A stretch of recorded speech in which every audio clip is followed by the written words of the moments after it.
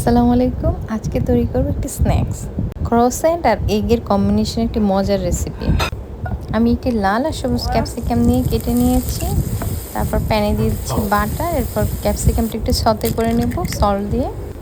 এবার দুটো ডিম ভেঙে নিচ্ছি।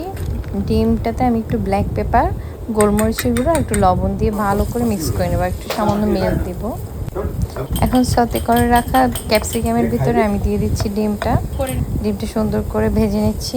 আমরা এখানে চুলার তাপটা খুবই লো রাখবো, ডিমটা যাতে পুড়ে না যায়। এরপর দিয়ে দিচ্ছি চিজটা দিয়ে ভেজে নেব।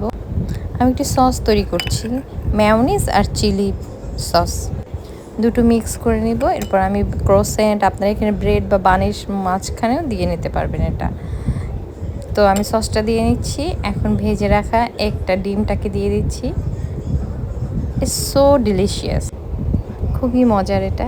আমি পুরটা দিয়ে এরপর আমি এটাকে একটু হিট আপ করবো। আপনি চাইলে ওভেনেও, গ্রিল ওভেনেও দিতে পারেন, প্যানেও দিতে পারেন। আমি এখানে প্যান ইউজ করেছি। তা আমি একটু প্যানটাকে হিট করে আমার ক্রোসেন্টটাকে দিয়ে দিচ্ছি ওখানে। এখন এটা কি সুন্দর একটু হালকা ঢাকনা দিয়ে গরম করব।